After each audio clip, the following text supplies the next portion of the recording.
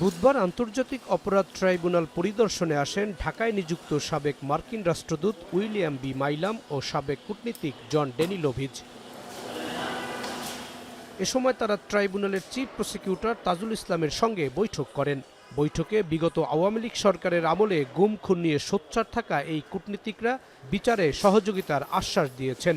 এছাড়া ট্রাইব্যুনাল নিয়ে অপপ্রচার রোধেও সহযোগিতার আশ্বাস দেওয়া হয়েছে বলে জানান চিফ প্রসিকিউটর।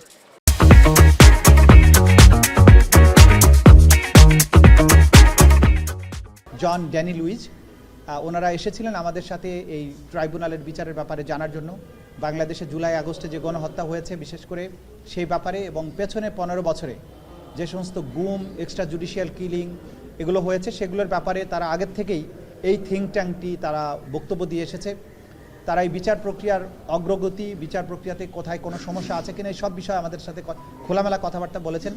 তারা বলেছেন তাদের পক্ষে যতটুকু সম্ভব তারা বাংলাদেশে এই মানবতা বিরোধী অপরাধের বিচারের ক্ষেত্রে তারা সহযোগিতাও করতে চান।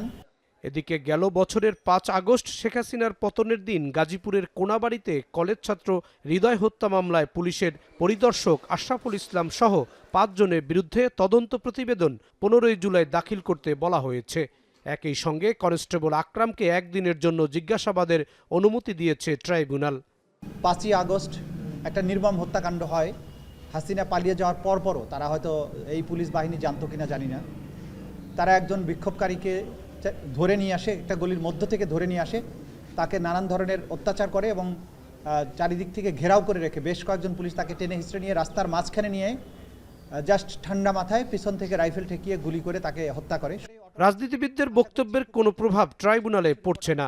তাড়াহুড়া করে বিচার কাজ করলে জনমনে বিভ্রান্তি ছড়াবে। ট্রাইব্যুনালের ওপর অতিরিক্ত চাপ না দিতে গণমাধ্যমের প্রতি আহ্বান জানান তাজুল ইসলাম। বলেন তদন্ত কাজ জোরে সোরে চলছে। বাইরে কে কি বলছেন সেগুলো আমরা সেভাবে আমাদেরকে প্রভাবিত করছে না কোনোভাবেই। জাহিদ হাসান, এখন, ঢাকা।